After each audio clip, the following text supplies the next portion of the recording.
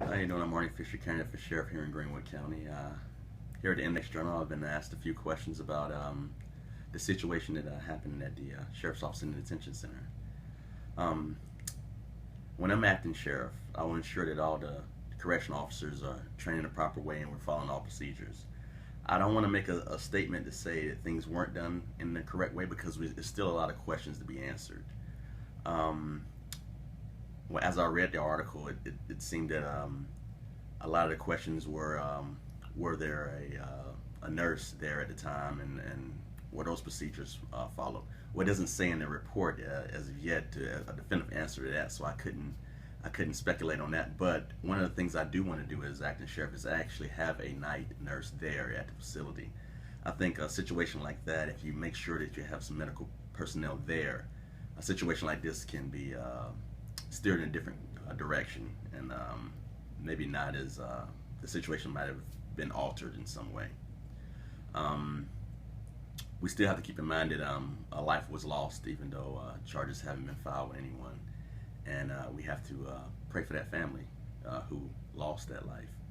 That is something that we all have to think about. It's something that can happen, but when I'm sheriff, I'll be sure that everyone who enters the detention center is treated fairly, and that adequate medical attention is assessed if a person is in need of it. And again, keep that family in your thoughts, and God bless.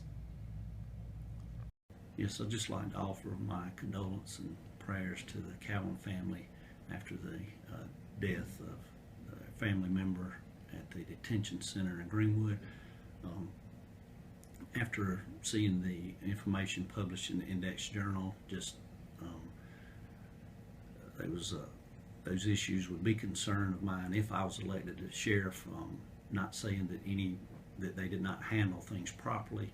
A lot of things that they have to assess when a person is booked into the detention center is information given to them by the person being booked in, whether they've ingested drugs or alcohol or whether they've been injured. So there's a lot of things that they respond by the information they receive by the person. Sometimes the person's not forthcoming with some of that information, whether they're worried about being charged or they're just embarrassed about different medical situations they have. So based on that, but if I was elected sheriff, I would just make sure that all employees are trained and know the policies and that they follow those to ensure the safety of everyone involved, but also contact people experts in that field in managing detention centers and seeing if there was policies and procedures that we need to change. Also, if it's advised by them we need more medical personnel, nurses or whatever on scene, to get with the county council and come up with those funds to provide that those people to ensure the safety of the inmates.